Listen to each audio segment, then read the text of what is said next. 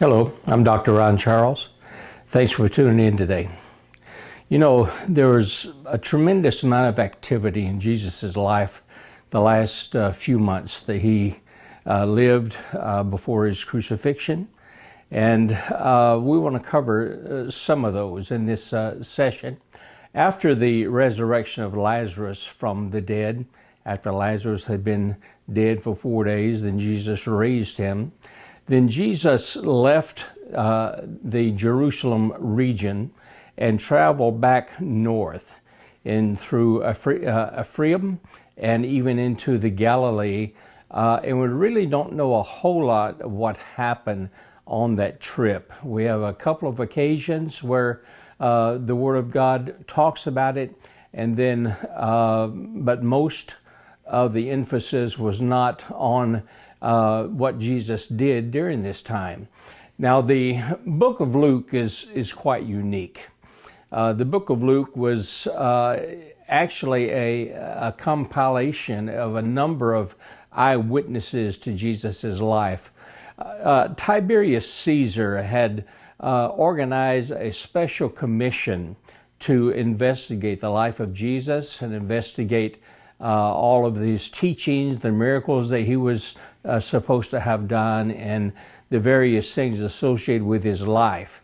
And then after this commission was finished, then they were going to give a review of what they found to Tiberius Caesar. Well, Jesus was crucified in the midst of this gathering of information. And so the report that was given to Tiberius was somewhat incomplete. So he demanded that the commission gather more information about not only Jesus' life, but also the influence that Jesus had upon the region, if not the entire Roman world. And so it was quite a large task. And so it was each member of the commission, there was 130 members, were given a specific locale to pull together all this information. And one of those was Theophilus. And Theophilus was the commission member who was basically over the Jerusalem region and even on up into the Galilee on occasions. He had a friend that he commissioned to help him with this, and this was Luke the attorney from Antioch.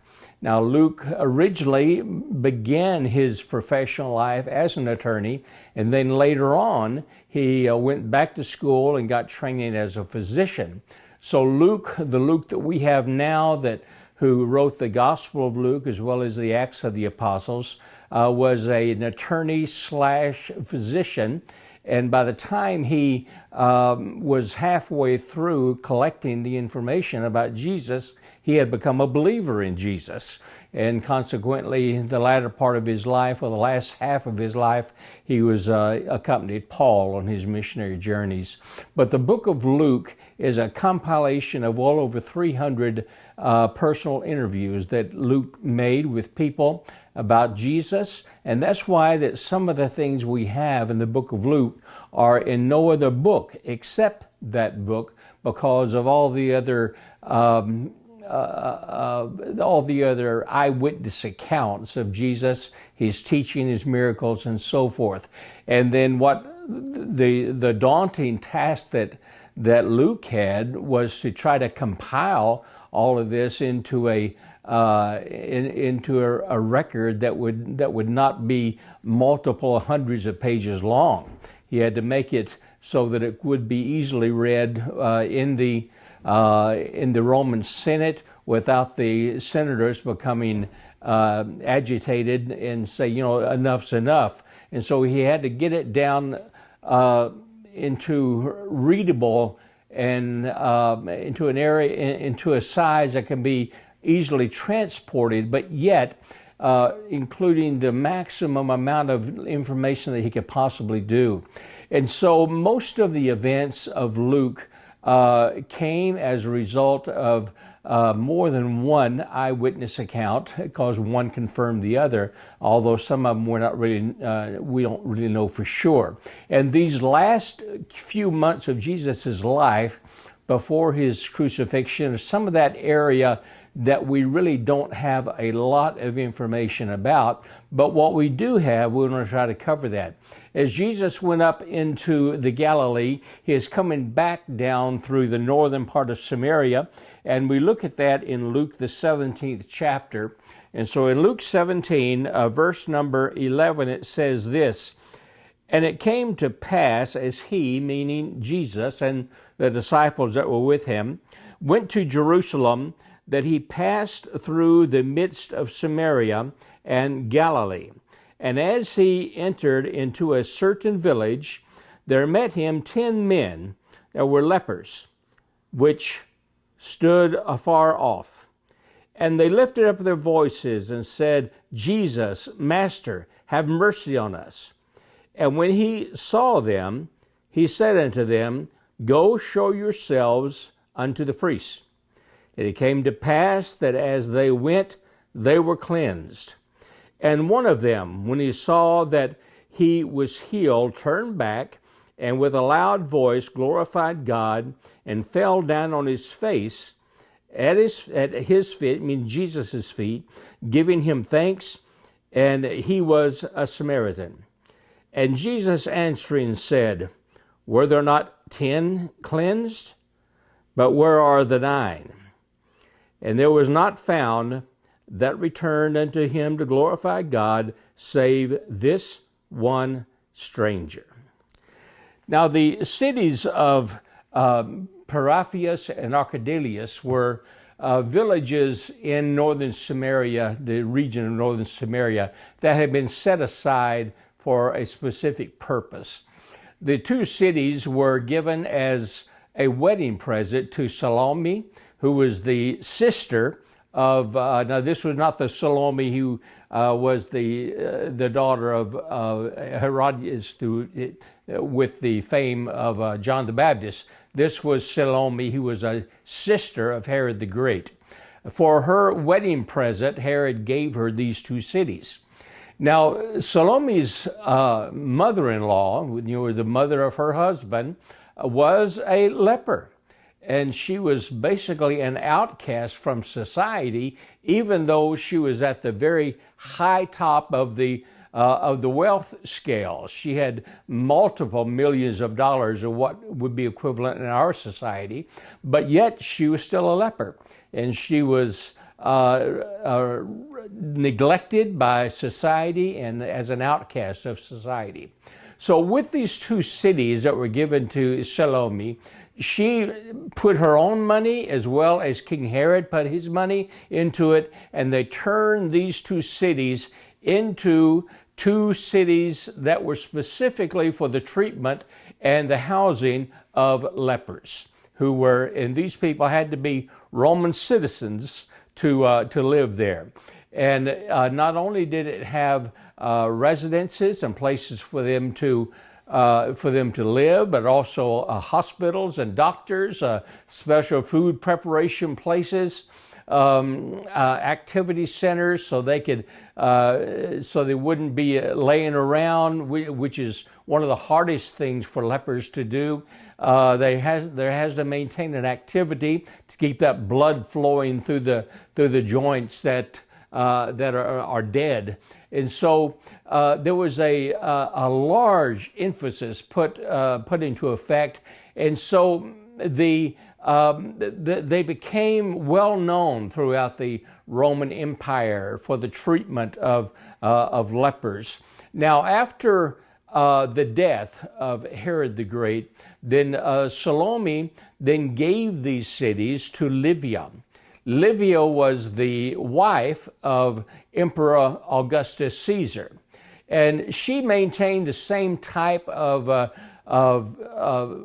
help for the lepers, except she opened it for all people with the approval of the local authorities, not just Roman citizens. But if you were approved by the authorities to go there, it didn't matter whether you were Samaritan, whether you were Galatian, whether you were Spanish, whether you were Italian, whether you were Egyptian, you could go there and be treated. And in addition, she had also temples that were built to represent every known religion in the region. There were 133 temples that were built, as well as housing for priests to service these various temples. So not only did you have the Jewish religious persuasion there, but you also had Zoroastrianism, you had the Egyptian, you had the Greek and the Roman, and every other type of religion and religious persuasion that was in the region at the time could have representation there in the cities.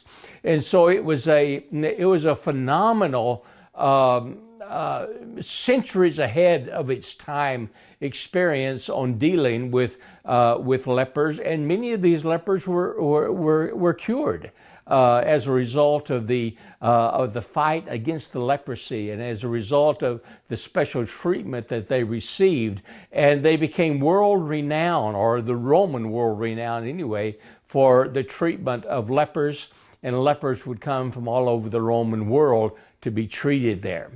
Now, after the death of Augustus Caesar, then these two cities were transferred to Tiberius Caesar, and he was the next emperor after Augusta. Well, Tiberius didn't feel that it was his responsibility to take care of these leper cities, and so he gave them to the Roman governor, Cyrillus of Syria. And the governor didn't want to be bothered with them, and so he farmed them out to local dignitaries and local authorities to take care of the lepers, and it went downhill very, very, very quickly. And the food preparation places, within a matter of 3 years after the governor of Syria began to take over, were abandoned. They were eliminated. The special fields where they grew crops and grains and so forth for the food for the lepers were abandoned. And the hospitals were closed. Doctors were sent to other places. And so by the time of Jesus' ministry, the once great leper curing facilities and leper where lepers were taken care of had become nothing more than two walled villages where lepers were dumped. Primarily when there was a big celebration in the city of Antioch, a celebration in the city of Rome, or the city of Jerusalem, or the city of Caesarea Maritima, all the lepers were gathered up before the ceremony, and they were dumped in these two walled villages, and there they had to remain until after the celebration was over. So by the time Jesus' ministry was at least 2 to 3 years old, these great, great cities for the cures of lepers had now been reduced to nothing more than a drop place for the afflicted lepers. Jesus went through those villages, and we don't know which one that he confronted the 10. We also don't know whether these 10 were all Jews, whether they were Roman citizens, whether some were Persians and others were Greeks and others were Egyptian. We don't know. But we do know that they confronted Jesus. They knew who he was, and they knew of his experience in dealing with lepers. They knew of his reputation in healing lepers and those that came to him willingly and voluntarily. And Jesus never turned any away. He healed them. And so they came to Jesus and sought his help and sought his healing power if he could do anything for them. And Jesus told them, he says, go back to your respective temples. And again, we don't know whether these were Jewish temples or whether he just sent them back to the various temples that which they were part of that particular religion. We don't know. but we do know that Jesus sent them away. And then as they walked to the various temples that they were going to be inspected by their resident priests, and the resident priests and the temples are the only thing that remained in those cities, except for the beggars themselves, the lepers themselves. And so Jesus sent them away, and as they went to their respective temples, they were healed. And so the leprosy was totally gone. Now, leprosy was something that was dreaded by all peoples and all societies, but the reason for the leprosy was different from different groups of people. To the Romans, leprosy was caused by a failure to keep clean, to drink clean water and to bathe in clean water and that type of thing, which is probably closer than anything else. To the Jews, it was because there was sin in their family. So if there was sin in the family, the immediate family, as well as the far family, further back, then they would get leprosy. To the Greeks, leprosy was caused by they offended the goddess Aphrodite, and they offended the god Zeus, and so they were submitted to leprosy as a result of that. To the Egyptians, they got leprosy because they offended the god Zeth, and they also offended Osiris and Isis, and when they did, they were struck with leprosy. And so there were various reasons for the leprosy as far as the cultures were concerned, but there was no healing for any of them. And so when Jesus healed these men, then they were, needless to say, they were excited about the healing, but only one out of the 10 came back and thanked Jesus for doing the deed that he did and for doing what he needed to do to cleanse them from this leprosy. Unfortunately, today is not much better. Believers, they have a very difficult time many times thanking the Lord for what they have, what he has done. Many times we are more concerned about asking him for something else that we don't have, or something else that is not within our ability to obtain, rather than thanking him for what we have already. When we minister to the persecuted believers in the Middle East, in Egypt, and Sudan, and Libya, and different places, many of those believers who are forced to live in the garbage facilities, the garbage dumps of their area, they have leprosy. And the leprosy, they catch it because of the unsanitary conditions and the difficulties there. And I've put my arms around many of them and prayed with them and hugged them without the fear of catching the disease. You can't catch it from one person to the next, but it's just very putrefying to be around them. And but you know, even with that, we have within those group of believers, there's probably out of 1,000 believers, 999 of them make the statement, I don't need to ask God for anything else. I don't need to ask Jesus for anything. He has already given me the greatest thing that he can give, which is his own life, his own blood for the destruction of my sins and for the purification of my body to make it prepared so when I leave this world, I am fit to serve him and to be accepted by him. Of course, we know that that's not a qualification.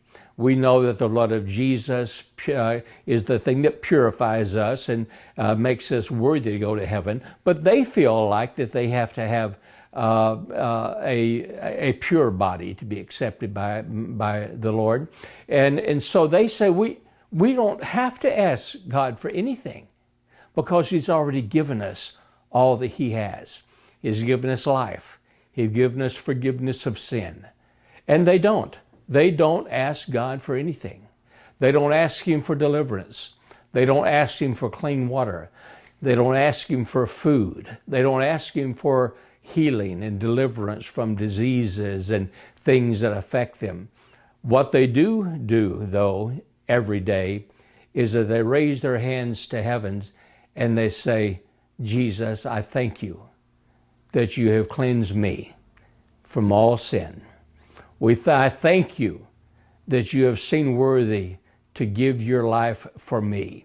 Unfortunately, we of the Western world and Western Christianity, we have a very difficult time thanking the Lord for what we have. I'm sure that not many of us will sit down at the breakfast table every morning and look around and say, Father, I thank you for this house. I thank you for the eggs and the bacon that I'm eating right now.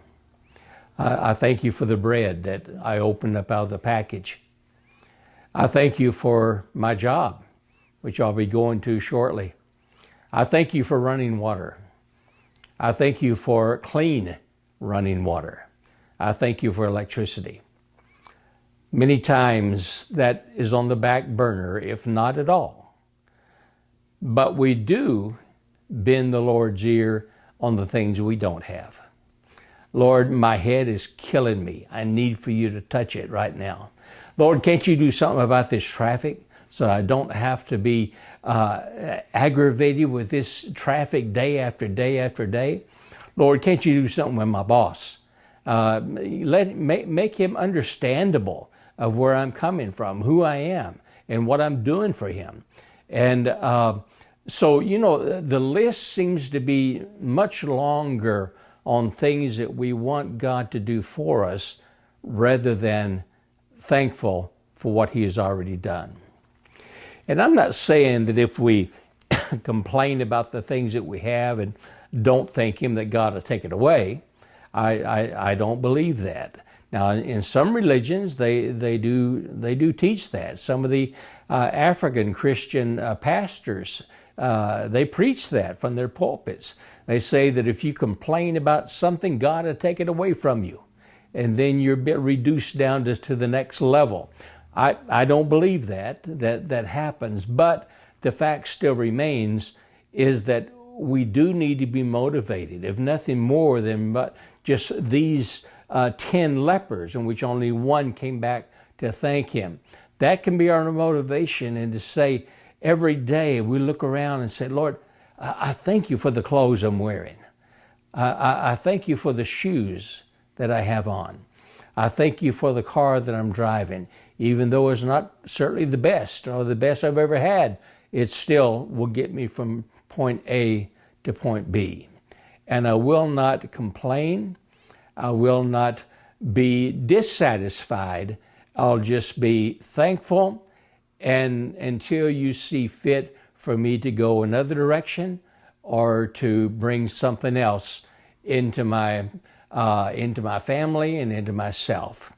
And so these lepers certainly had nothing to lose, but the fact that Jesus gave them life, it should have been enough for them to return and to thank Him, regardless of who they were, whether they were Jewish, whether they were Roman, Greek, whether they were Egyptian, whether they were Libyan, Persian, Galatian, Cappadocian, it didn't matter.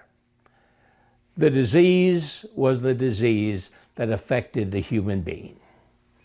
And Jesus healed it without any respect of persons, without any prerequisite of what they had to do, what they must do, except make their way to their temple. That being done, the healing started on its way. And by the time they got to where they was going, the leprosy was totally gone. So today, let's make a decision that we will thank the Lord for what we have. And then be extra special if He gives us something that we need. But most assuredly, the first thing we do is say, Lord, I just thank you for your salvation. I thank you for my wife. I thank you for my husband. I thank you for my children. I thank you for my car. I thank you for my house. I thank you for my church. Regardless of whether that fits within your category that you want now or not, thank him. That is what we need. May the Lord bless you today.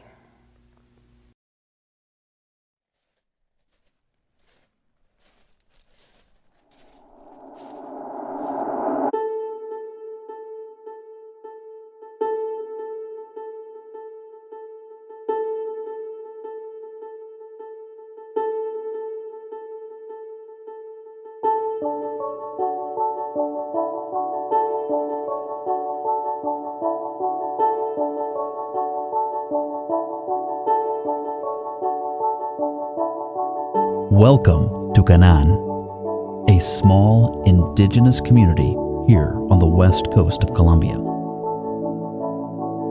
In recent years, Canaan has grown tremendously. The people here have a heart for God and for sharing His love.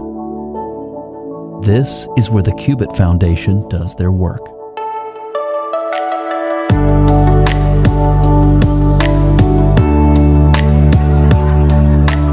Over the years, Cubit has worked on developing the community in many ways, and by doing so, they've developed personal relationships and bonds that will last a lifetime.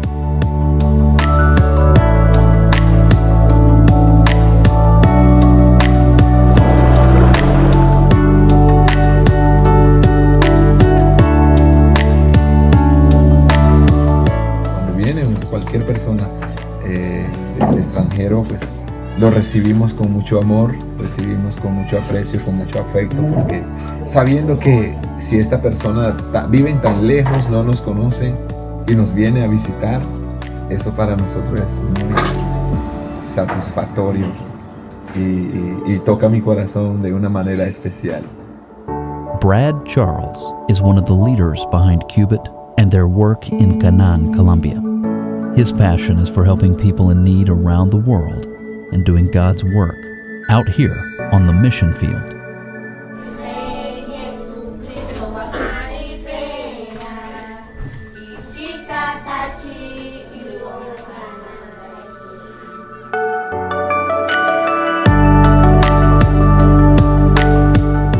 The Cubit Foundation has done some incredible work here thus far, and God's presence is truly evident.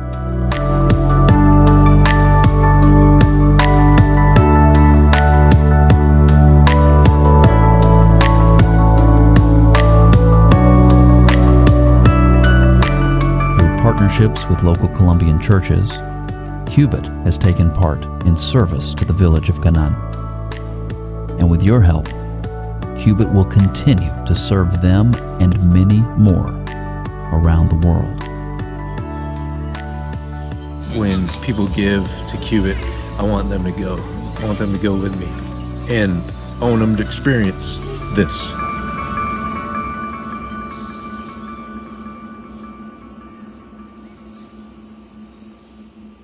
Lo imposible para el hombre es posible para Dios. To find out more and to become a part of what Cubit is doing here in Colombia, log on to cubitfoundation.org. That's cubitfoundation.org.